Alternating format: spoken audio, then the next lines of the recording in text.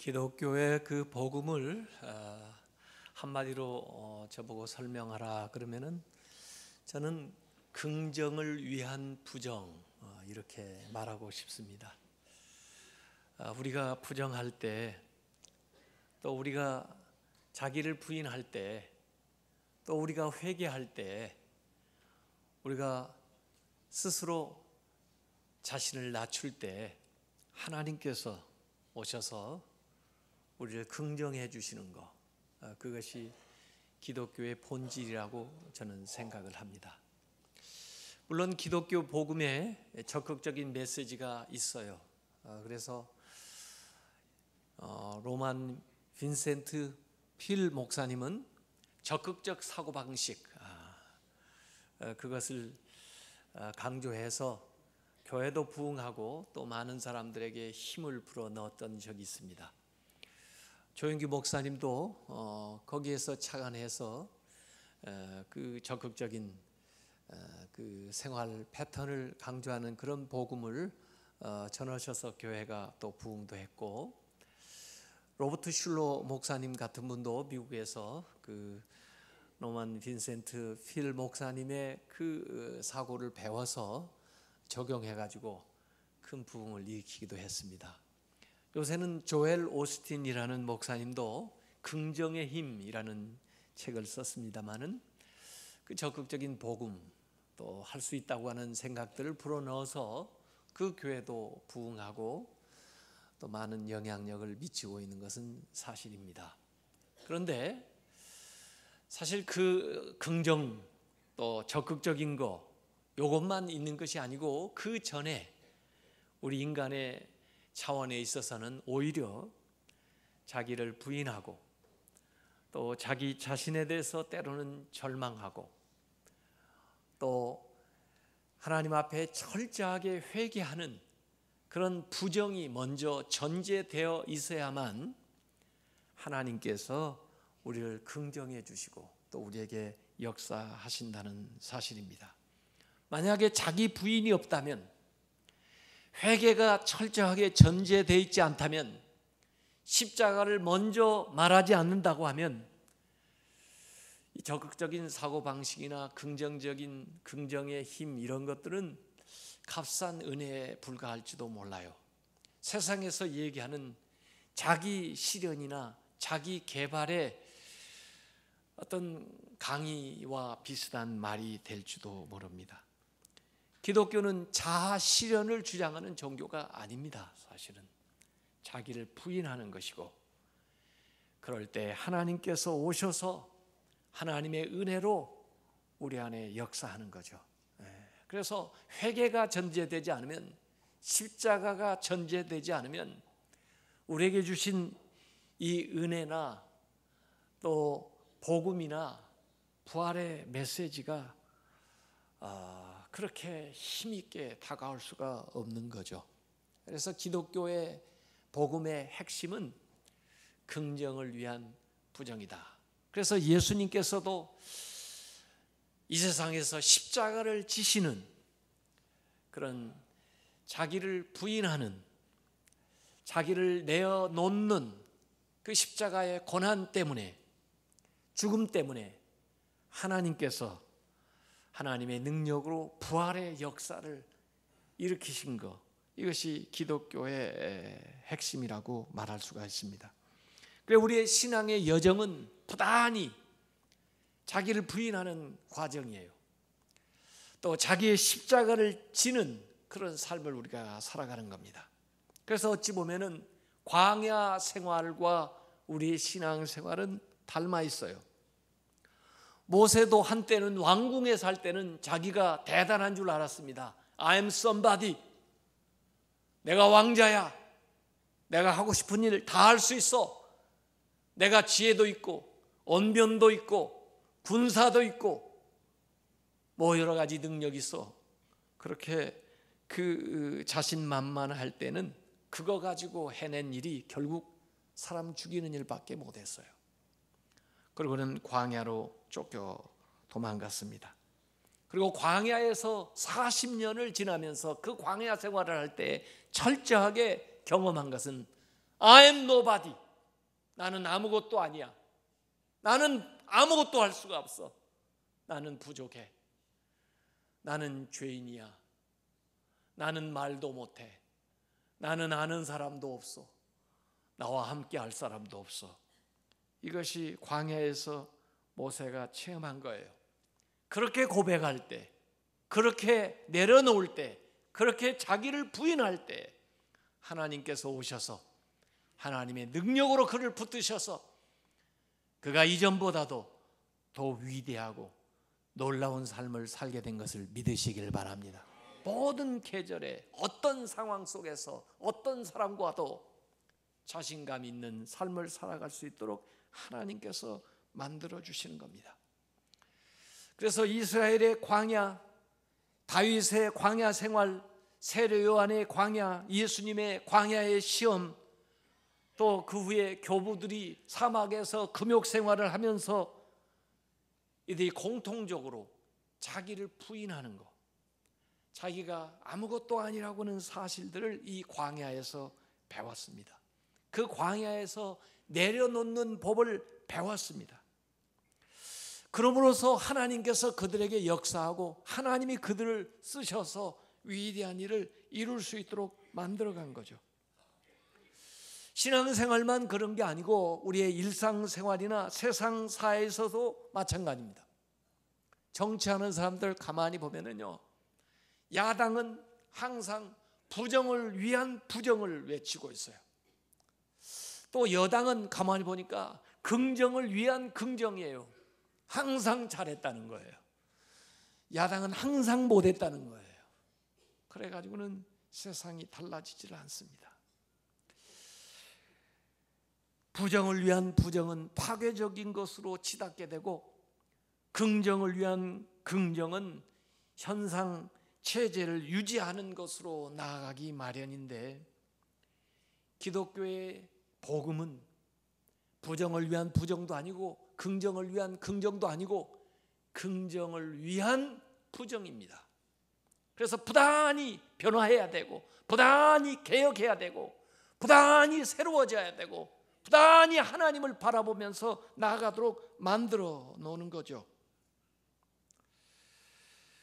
오늘 대한민국 과거의 세대들은 그래도 어려운 광야 생활을 지나면서 자신들의 능력의 한계도 알고, 그리고 은혜도 알고, 기도할 줄도 알고, 하나님을 의지하면서 이만큼 나왔어요. 그런데 풍요 속에서 자란 우리 세대들이 광야 생활을 하지 못하기 때문에 이들이 오히려 더 나약해요. 의지하는 법도 모르고 은혜도 모르고 하나님을 믿는 방법도 잘 몰라요. 마치 광야 생활 끝나고 가나안에 정착해서 처음 태어난 세대들, 사사시대에 태어났던 그 세대 사람들이 광야 생활을 하지 않았기 때문에 하나님도 알지 못하고 그들의 삶을 우왕좌왕하면서 살아가는 것과 마치 비슷하게 보입니다. 오늘 우리의 믿음이 나아지기 위해서, 우리의 삶이 새로워지려면 철저하게 자기 자신을 돌아보는 시간이 필요합니다. 내 안에 선한 것이 없구나, 내 안에 능력이 없구나, 나는 이렇게 부족해서 파산할 수밖에 없구나 하는 자기 자신에 대한 절망이 있을 때 우리를 향해서 비치는 소망의 빛을 발견하게 되고, 우리가 주님을 의지하게 되고, 주님의 힘을 통해서 우리의 연약함과 부족한 것과 잘못된 것들을 고치고 회복하게 되는 것을 믿으시길 바랍니다. 십자가가 그래서 우리에게 필요한 거죠. 예수님에게 다가왔던 광야의 시험, 마태복음 4장에 있었던 그 시험은 십자가 없는 지름길을 제공하는 겁니다. 경제적인 지름길, 정치적인 지름길, 종교적인 지름길을 내세우는 거예요. 부정은 없고 오직 긍정만 있는 길을 제시하는 거예요. 그러나 예수님은 부정이 없이는 긍정도 있을 수 없다고 하는 것을 그 시험을 통해서 분명하게 예수님은 밝혔습니다. 그래서 예수님은 거부하셨습니다. 십자가의 길을 가기로 하셨어요. 십자가를 통하지 않고는 부활도 없다고 하는 사실을 예수님께서 그 시험을 통해서 우리에게 분명하게 가르쳐 주셨습니다. 예수님께서 이 세상에 오신 것도 그 하나님이 낮고 천한 인간의 모습을 입고 이 세상에 오신 그 성신 사건이 하나님의 자기 부정이에요. 예수님이 공생에 이 세상을 사시면서 남을 섬기고 인간의 모양으로 종의 모습으로 살아가셨던 것도 예수님의 자기 부인이에요. 결국 예수님께서 십자가에 못 박혀 돌아가신 것은 자기 부인의 결정판입니다.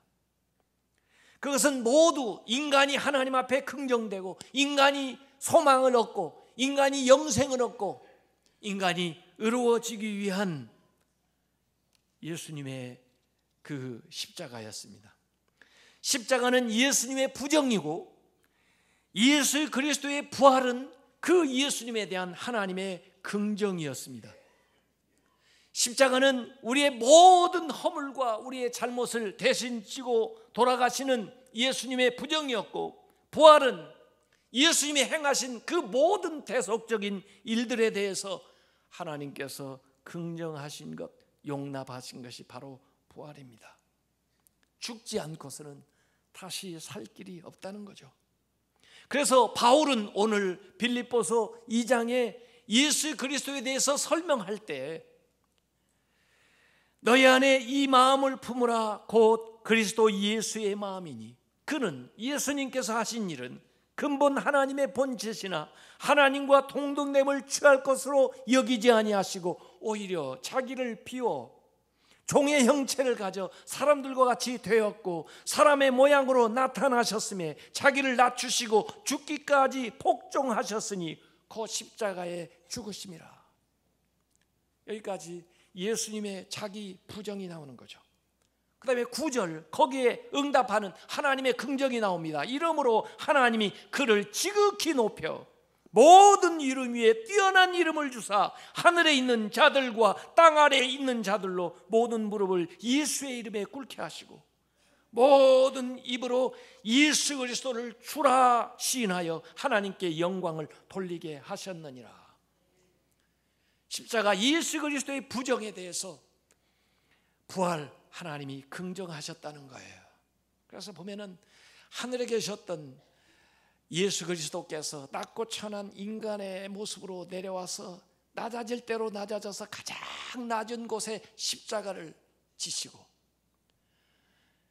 예수 그리스도의 그 죽음, 그 후에 하나님께서 그 낮아지셨던 예수 그리스도를 높이시기 시작해서 부활하고 승천하고 하나님의 영광 가운데 계시는, 그래서 내려오시고 그리고 올라가시고 하는 이 예수 그리스도의 생애를 케노시스, 예수 그리스도의 자기 비움을 통해서 바울은 설명을 하고 있습니다. 이 세상 모든 사람들은 상향성의 삶을 살아가고 있어요. 올라가려고, 더 많은 권력을 가지려고, 더 높은 지위에 올라가려고, 더 많은 재물을 가지려고 계속 상향지향의 바벨 문화를 쌓아가고 있는 이 세상 속에서 예수 그리스도는 하향의 길을 걸으셨다는 것, 권력의 길이 아니라 탈권력의 길을 걸으셨고 성공의 길이 아니라 섬김의 길을 걸으셨고 주앙을 받고 인기를 누리는 넓은 길이 아니라 조롱과 거절을 받으시는 좁은 길을 가셨다는 것, 그것이 예수 그리스도의 겸손이고 그것이 예수 그리스도의 섬김이고 그것이 예수 그리스도의 희생이라는 것, 이것을 바울은 우리 앞에 분명하게 얘기를 하고 있습니다. 예수님 우리에게 도전하는 거예요. 우리는 높아지기를 원하고 내가 너보다 더 높기를 원하다 이렇게 얘기하지만은 예수님 우리에게 네가 얼마나 낮아질 수가 있는가, 얼마나 네가 더 내려놓을 수가 있는가, 그것이 바로 네가 높아지는 길이다라고 예수님께서 말씀하고 있는 거죠. 예수님이 이 세상에 오셔서 일성 첫 번째 말씀하신 것은 회개하라, 천국이 가까웠느니라. 천국이라고 하는 그 하나님의 긍정을 나의 것으로 만들기 위해서는 회개하라는 거예요. 나 자신을 부인하고 나의 잘못을 인정하고 나의 죄를 하나님 앞에 철저하게 회개하는 이 부정이 전제되어야만 하나님의 나라가 나에게 들어온다는 거예요. 여기 회개는 그냥 부정하는 정도가 아니고 긍정을 위한 부정이죠. 그래서 회개하고 후회는 다른 겁니다. 후회는 부정을 위한 부정이죠. 단순히 부정하는 것은 후회이지만은 회개는 긍정을 위한 부정이에요. 그래서 가룟 유다의 후회와 베드로의 회개는 다른 거예요. 우리가 이 세상에서 스스로를 부정하는 경험이 없다면 종말에 하나님 앞에 섰을 때 하나님에게 부정당하는 결과를 초래하게 될 겁니다.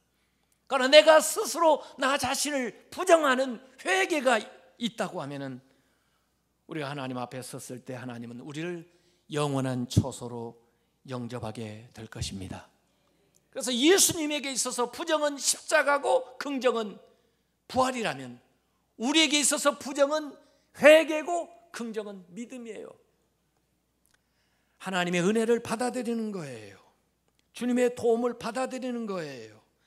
나의 죄와 나의 연약함과 나의 부족함을 인정하고 나를 위해서 오신 예수 그리스도를 받아들이는 거예요. 그것이 긍정을 위한 부정, 회개 그리고 믿음입니다.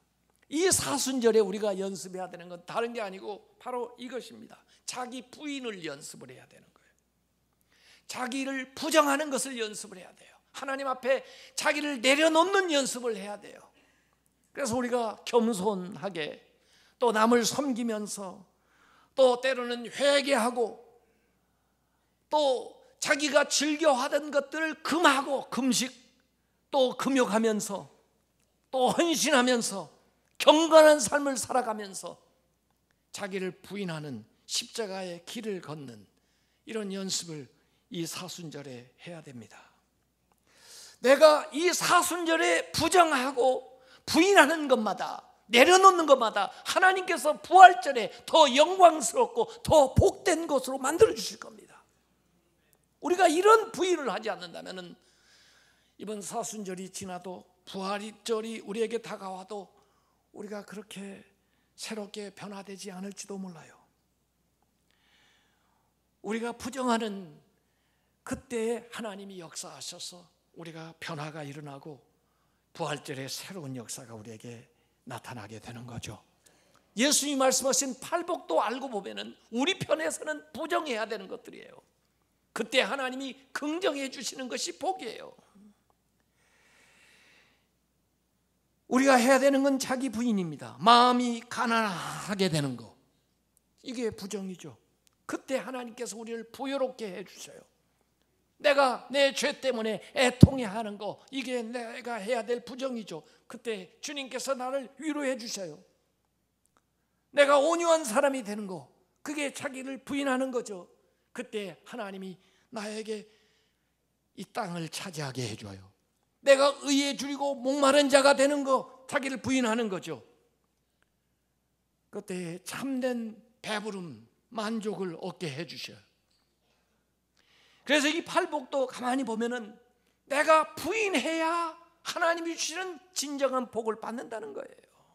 그런 사람을 하나님이 복되게 해준다는 거예요. 그러니까 얻으려면 먼저 내려놓으라는 거죠. 너의 이기적인 야망을 내려놓으라. 그래야 내가 너를 높여주리라. 너의 물질에 대한 그 끊임없는 추구를 내려놓으라. 그래야 내가 너의 필요한 것을 공급해 주겠다. 권력에 대한 그 추구를 내려놓으라. 그래야 내가 너에게 하늘의 능력을 주겠다. 이 세상 향락에 대한 욕망을 내려놓으라. 그래야 내가 너에게 참된 평안을 주겠다. 너의 목숨조차도 내려놓아라. 그래야 내가 너에게 영원한 생명을 주겠다고 하는 것이 성경이 우리에게 계속해서 말씀하고 있는 중요한 메시지입니다. 예수님이 비유하신 것 가운데 그런 비유가 있어요. 어떤 사람이 귀신이 들렸다가 귀신이 그 사람에게서 나아갔어요. 있을 곳을 찾아 돌아다니는데 있을 만한 곳이 없어요. 자기가 옛날에 살던 집이 어떻게 됐나 돌아와 보니까 자기가 있을 때는 자기 때문에 지저분했었는데 자기가 나간 다음에 깨끗하게 청소가 돼 있는데 보니까 주인이 없어요. 그래 혼자 들어가기도 너무 좋은 공간이라 돌아다니면서 집 없는 귀신들 만났던 거 데리고 집단 이주 7귀신이 들어갔다는 이야기가 거기에 나와요. 그래서 오히려 나중이 처음 형편보다 더 나쁘게 됐다 하는 말씀이 거기 나옵니다. 문제는 뭡니까? 부정은 했는데 긍정이 없었던 거죠. 비우기는 비웠는데 제대로 채우지를 못한 거죠. 모든 종교가 비움을 얘기하고 있어요. 불교에서도 비움을 얘기하고 있어요. 그러나 우리는 비우기 위해서 비우는 게 아니에요. 우리는 채우기 위해서 비우는 거예요. 성령으로 채우기 위해서, 하나님의 은혜로 채우기 위해서, 주님으로 채우기 위해서, 말씀으로 채우기 위해서, 거룩한 삶으로 채우기 위해서 비우는 거예요. 그게 새로운 주인을 모시는 겁니다. 그래서 예수님께서는 섬기는 자가 높아지고 나중된 자가 먼저 되고 죽고자 하면 살게 되고 자기를 부인하고 십자가를 지고 따를 때 주님의 제자가 된다고 우리에게 말씀하셨어요. 이 모든 것들이 역설의 진리입니다. 세상에서는 이해하기가 어려워요. 그러나 자연의 이치를 봐도 우리는 이걸 알 수가 있어요. 겨울이 추우면 사람들이 그러더라고요. 금년 겨울이 추운 거 보니까 금년 가을에는 농사가 잘 되려나 보다 그렇게 얘기를 하긴 해요.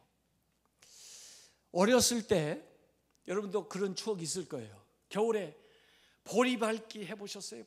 보리밭에 가서 보리밟기.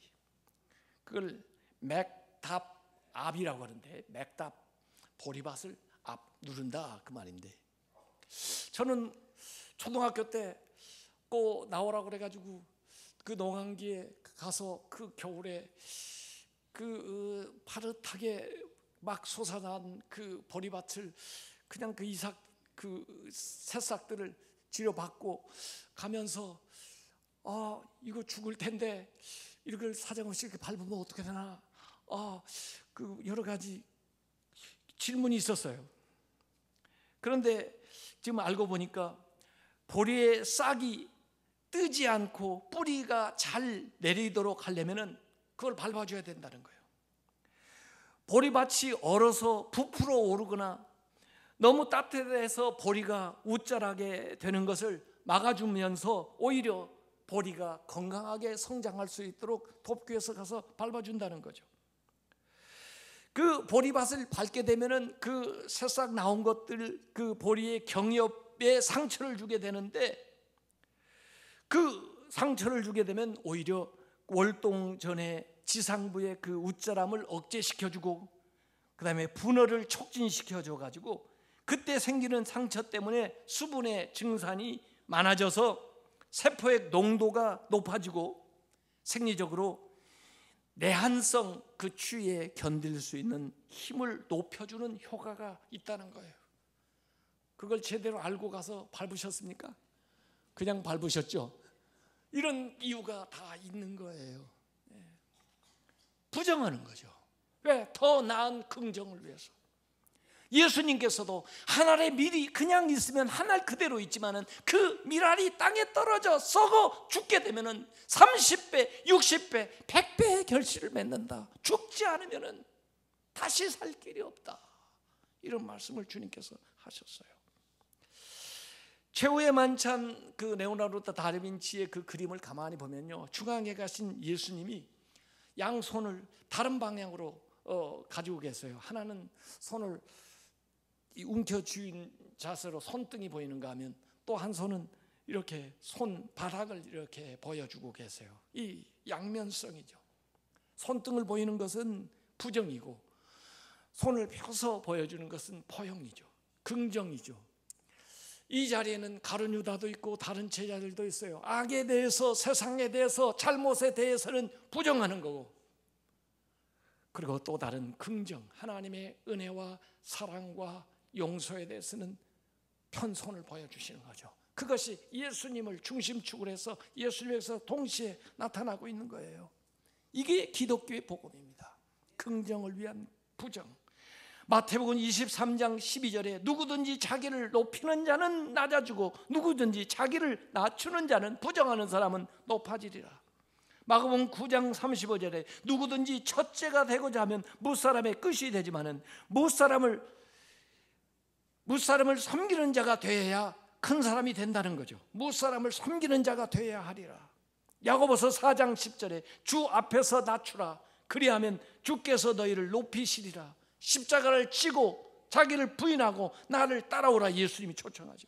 마태복음 16장 25절에도 누구든지 제 목숨을 구원하고자 하면 잃을 것이요 누구든지 나를 위하여 제 목숨을 잃으면 부정하면 찾으리라. 살고자 하는 사람은 죽지만은 나를 위해서, 복음을 위해서 죽고자 하는 사람은 살게 된다. 이게 전부 다 긍정을 위한 부정의 그 진리가 스며들어 있는 거예요. 예수님도 십자가를 지심으로 부활하셨다면 예수님을 따르는 우리 제자들도 마땅히 그 십자가를 지고 십자가의 길을 따라가야 됩니다. 십자가는 그냥 한번 지고 없애는 것이 아니고 길이에요. 십자가의 길이에요. 우리의 삶 자체가 자기 부인과 자기 자신에 대해서 절망하고 자기 자신을 내려놓고 주님 앞에 회개하고 그렇게 나아가는 것이 신앙의 길이에요. 예수 믿을 때만 회개한 게 아니에요. 한 번 회개하고 끝나는 거 아니에요. 우리가 예수 믿고 나서도 부단히 잘못하고 부단히 허물이 많기 때문에 신자로서도 신자의 회개를 계속해서 하나님 나라 갈 때까지 해야 돼요. 우리가 신자로서 회개할 때마다 하나님의 거룩함이 우리에게 임하고 하나님의 은혜가 우리에게 임해서 우리가 더 성결하고 더 성화된 삶을 살아가는 거예요. 우리 신자로서 회개하지 않으면 거룩한 삶 살아갈 도리가 없습니다. 하나님의 그 은혜가 우리에게 임할 수가 없어요. 그래서 바울은 나는 날마다 죽는다 그랬습니다.